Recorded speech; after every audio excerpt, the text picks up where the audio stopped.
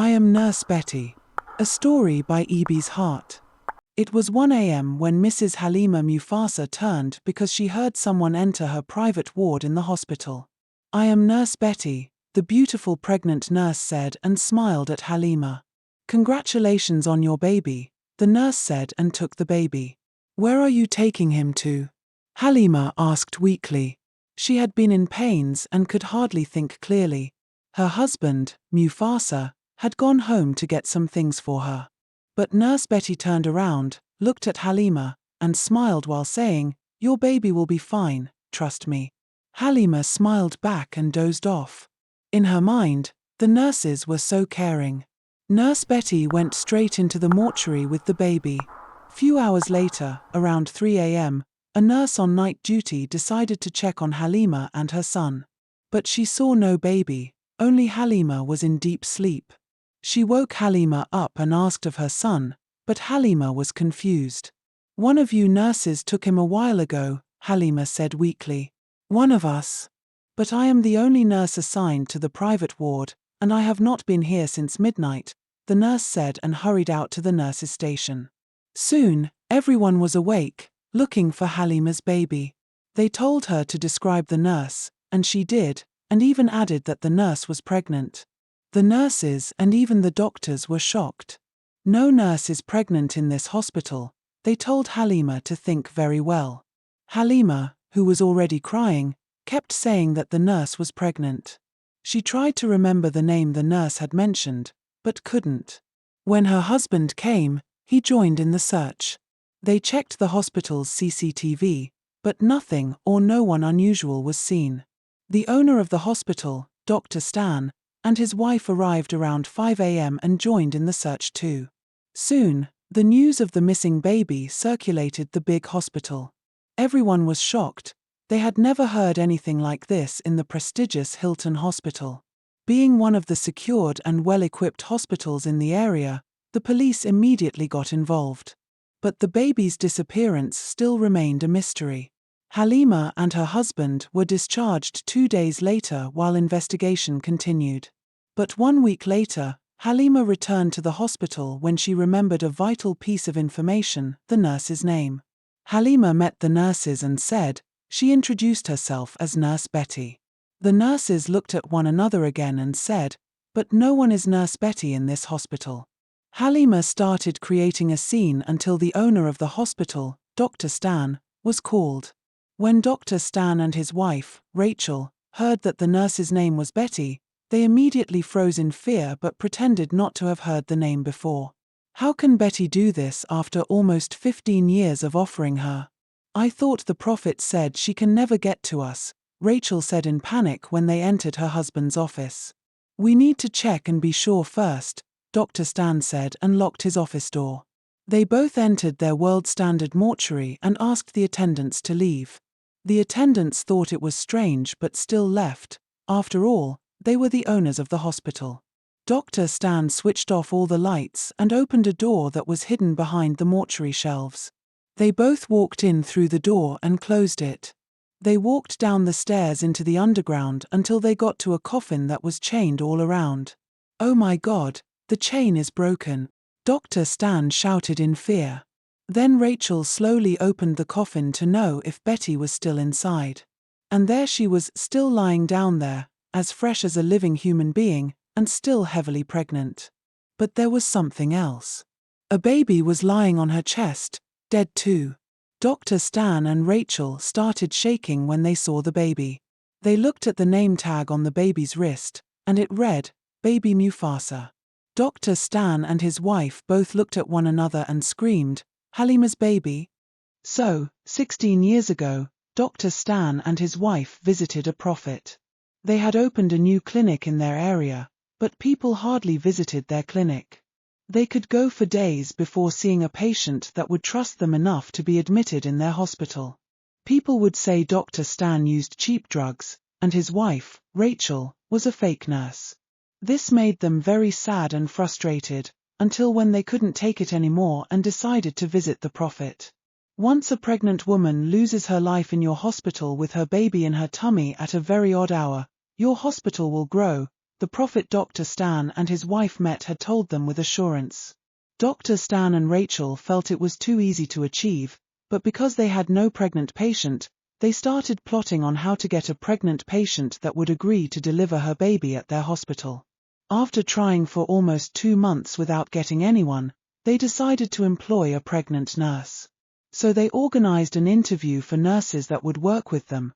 They even specified that being pregnant was a bonus. Some of the nurses applying thought it was weird, but didn't think much about it. After several days of interviewing the applicants without seeing any pregnant nurse applying for the position they had advertised, they were about to give up when, one morning, a heavily pregnant lady walked into their clinic and said, "I am here for the nursing assistant position." The nurse she had met laughed at her and said, "You cannot apply in this condition." The owner of the hospital and his wife only said they wanted a pregnant woman to avoid being seen as bad people, not like they meant it. The woman was disappointed and started crying. "My husband left me and the baby. I need to make some money before I put to bed." When Rachel heard what was happening, she almost sacked the nurse that was trying to send the pregnant lady away. They immediately employed her and even agreed to pay her double of what they were paying their other 2 nurses. Dr. Stan and his wife became even happier when they learned that her due date was in a few weeks. They ran to the Prophet and told him they now had a pregnant woman in their clinic. The Prophet told them to buy a very expensive coffin and wait for Nurse Betty on the day she would enter labor. Before that day, Dr. Stan and his wife sacked their other staff, and since they hardly had any patient, Nurse Betty was the only person in their hospital that day. They told the other nurses that they were going through financial difficulties and could no longer pay them, and that they were allowing only Nurse Betty to work due to her condition. Nurse Betty was at work when her water broke. She cried for help, and Dr. Stan and his wife, who were all over her throughout the week, quickly came to her rescue. They immediately sedated her, put her into their car, and drove straight to their Prophet. When they got there, the Prophet placed Betty inside the expensive coffin and locked her with a large chain and said, "Go to the bank, tell them to give you a loan that can buy land in the heart of the city, where you will build a big hospital. But you must build an underground grave under the hospital where you will place Betty's coffin. When this is done, you will become truly rich and popular, just like you wanted." They went to the bank, took a loan, and within a few months, Betty was put underground, and they built their mortuary near the underground to avoid anyone suspecting or seeing anything. "So far as Betty remains chained and unseen, your wealth will keep growing from one generation to another," the Prophet said to them. "To keep her underground forever, make sure at least 10 pregnant women lose their lives in your hospital here every month. Any month you fall short of 10 pregnant women, Betty will break the chains, and you will risk losing everything." After remembering all these, Dr. Stan and his wife were surprised that Betty broke out, because they had never fallen short of 10 women losing their lives in their hospital. So how did Nurse Betty's spirit find its way out? They both came out after locking her properly in the coffin. "Give me the original hospital's death register for last month," Dr. Stan said to his hospital's director. In their online record that was visible to every staff in the hospital, there was only 1 death of a pregnant lady since the last 3 months. But in their hidden register, there were 10 women each month. "I don't know this name. What did you tell her family was the cause of her death?" Dr. Stan asked his director while pointing at a name, Mrs. Deborah Gambo. That was when his director remembered the woman and told Dr. Stan what happened to her. "We gave her an overdose of the medication that would make her give birth faster, so that she could die from there. But her husband and mother were all over us, so they insisted on taking her to another hospital for CS, since we refused to carry out CS on her. I think maybe she survived," the medical director said, bowing his head. Dr. Stan was furious. "If she didn't die here, why did you include her name in this register? Besides, you were told to choose women whose relatives or husbands do not come with them. You were told to choose women who come alone. Why did you choose her?" After shouting, he ran to his Prophet and told him what happened. "We mistakenly submitted only 9 pregnant women last month, and this error woke Nurse Betty up. What do we do next?" Dr. Stan said while shedding tears. The prophet shook his head and said, "I told you there will be severe consequences if you fail. You have just 1 month to find that particular patient that survived and bring her and her baby to Betty's coffin, else Betty will ruin you within a few weeks." Meanwhile, the woman, Mrs. Deborah Gambo, and her family were celebrating. They had just got their visa, so they would be leaving the country in 2 weeks' time. Dr. Stan immediately sent some men to confirm Deborah's address. They returned and told him that Deborah was leaving the country in 2 weeks because her husband recently got a good job offer abroad. Dr. Stan cried when he heard that. He also remembered that the prophet said that anyone they offer must come willingly, at least until they step their foot in his hospital compound, before he can do anything he likes to them. So kidnapping Deborah or her baby was out of it. How do I convince a woman who has gotten a visa and will be leaving in 2 weeks to a better country to visit my hospital? His plan was to approach Deborah and her family, promise their child scholarship, and offer an apology for the way they were treated while in their hospital. Then when she comes into their hospital to receive the scholarship, they would sedate her and possibly her baby. But that plan was almost impossible.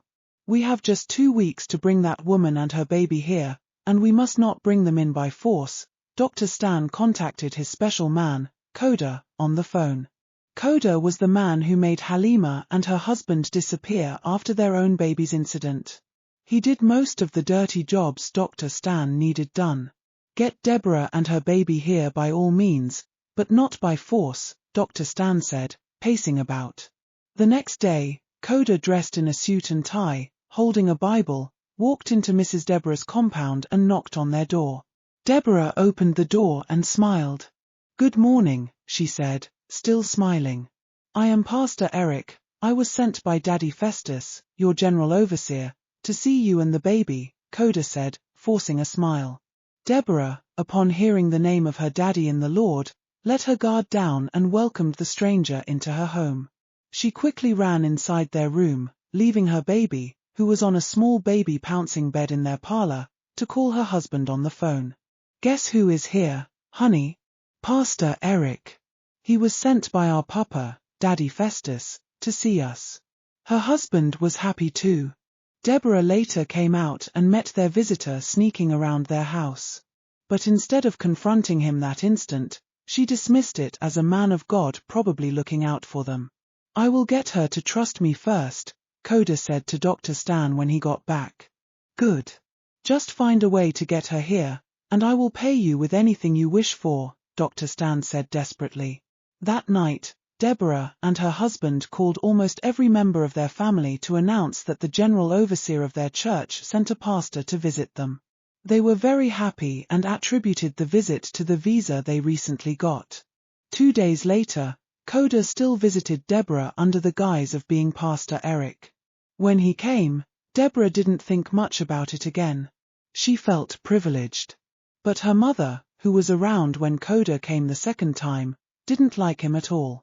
So she started questioning him and asking him when they transferred him to their church.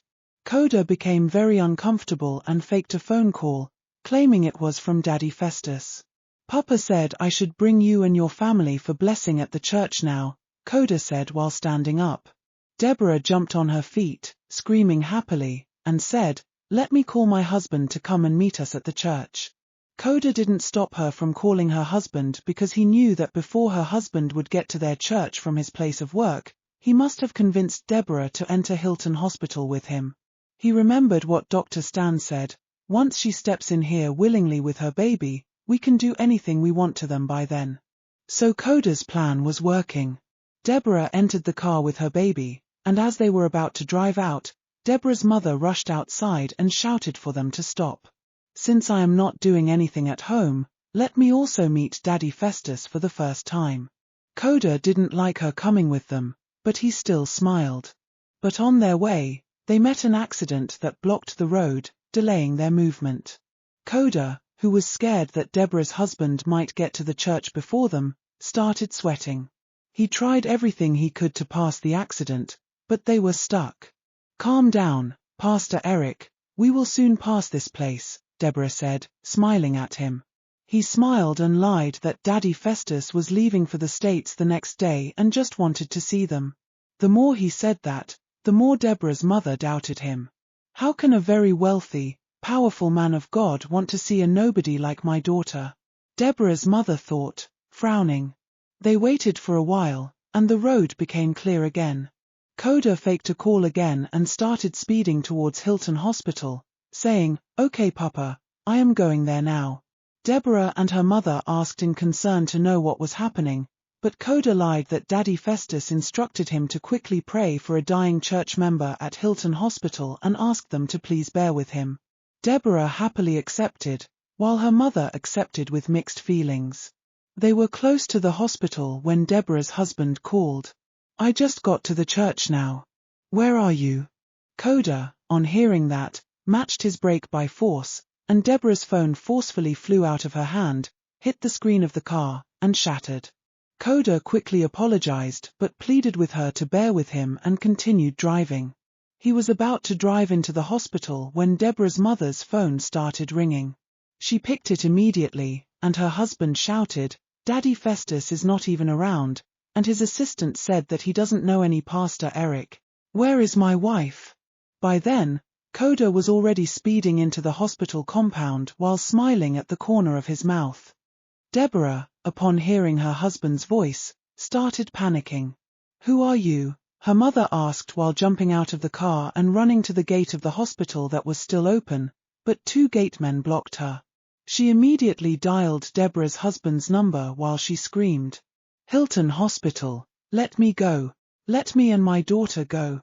Her phone was crushed by Coda with his big foot. But by then, Gambo, Deborah's husband, was already speeding to Hilton Hospital, even though he was wondering what could be wrong. To avoid people in their hospital knowing what was happening, Dr. Stan's wife, Rachel, who was also a nurse, quickly ran outside with 2 syringes. She injected both of them on the neck, and 2 stretchers were brought in, one being for Deborah and the other for her mother. They made it look like they were both brought in for emergency. They dragged them straight to the mortuary and called their prophet. "We have already gotten the woman who escaped our grasp before. What do we do to save our business?" Dr. Stan asked in panic. "Take the woman and her baby into a private ward, lock the door, and wait for 1 a.m. in the morning. When it is 1 a.m., take her and the baby to Betty's coffin," the prophet said and cut the line.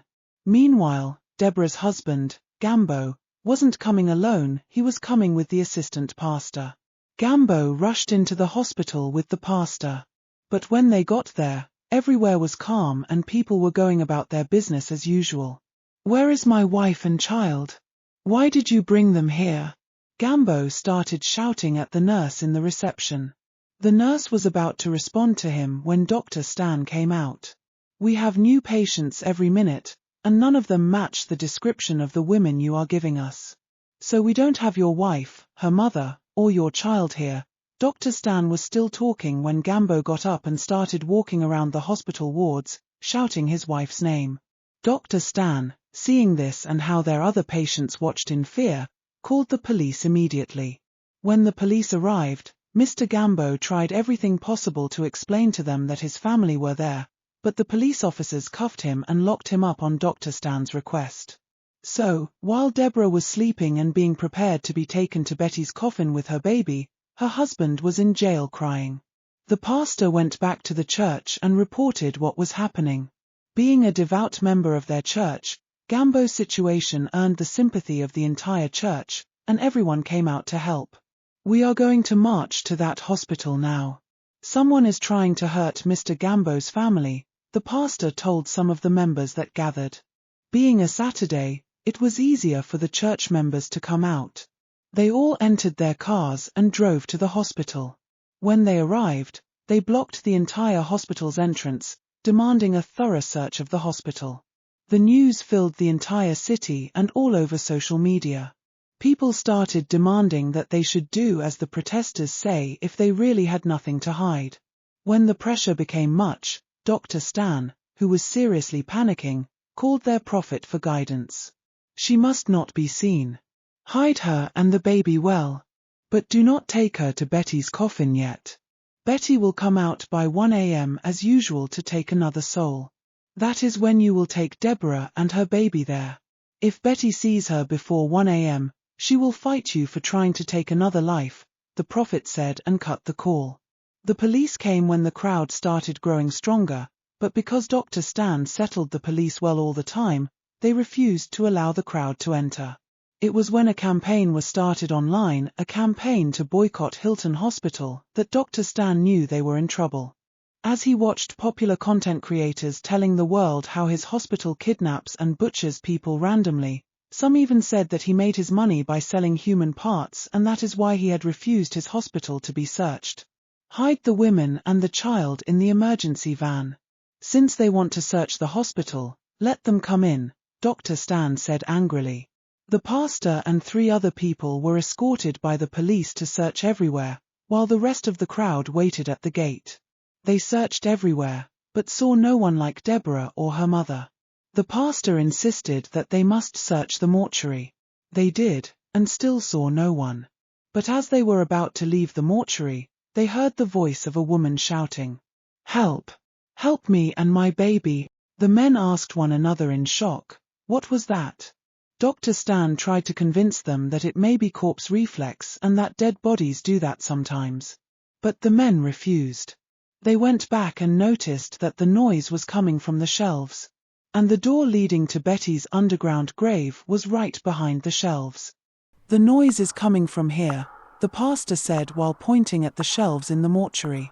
"But there is no one there, it is just a wall," Dr. Stan said, looking scared. Just then, one of the men started streaming it live and said, "A woman is calling for help in this mortuary, and the doctor is refusing to comply." The police officers quickly seized the man's phone and warned them to comply, as camera was not allowed. But the call for help increased, and they could hear the person calling for help while hitting her hand on the hidden door. Everyone looked at one another, and Dr. Stan was told to shift the shelves. Dr. Stan couldn't understand how Betty could be calling for help, because he was sure that was Betty's voice. "There is nothing there," he continued explaining. But even the police officers were inquisitive to know who was calling for help, so they forcefully moved the shelves aside and saw a door behind it. That was when the knock and cry for help became even louder. They asked Dr. Stan to open the door. He started pretending to be shocked that a door was even there. His mortuary attendants were also very surprised to see a door there. They all insisted that he should open the door, even the police officers, but he refused. He instead wanted to settle the police officers again, but the cry for help coming from there was too painful to ignore. That was when the police officers requested for backup and tools to break the door. When they eventually broke the door, they all went down the stairs there and found a chained coffin. They immediately broke the chain, and inside the coffin was a heavily pregnant woman who looked like someone that was asleep. The police officers were stunned, but before they could turn around to ask questions, Dr. Stan was nowhere to be found. He had sneaked out of the hospital disguised as a patient. The pastor and the other men live-streamed what they had seen, and everyone was shocked. Soon the headlines were all over the place. Hilton Hospital locked a pregnant woman in a coffin underground their building. The hospital director, Dr. Moses, was about to sneak out of the hospital when the crowd caught him. He was beaten until he took them to the emergency van, where Deborah, her mother, and her baby were sleeping due to heavy sedation, but they were alive. The patients who could run managed to find their way out of the hospital. The crowd invaded the hospital, breaking anything in sight. Betty's corpse was brought out and buried in the government cemetery after inquiries to find out her identity failed. It turned out she was an orphan, so when she went missing years ago, no one actually looked for her nor reported to the police. Dr. Stan and his wife were caught at the border while trying to flee to the neighboring country. Hilton Hospital became a ghostly, dilapidated building, with Nurse Betty's voice crying every 1 a.m. for help. Whenever you are going to the hospital to give birth or on admission, always go with a trusted person, because some hospitals are into shady things that will make you scream when you hear about it. Thanks for watching. Please subscribe.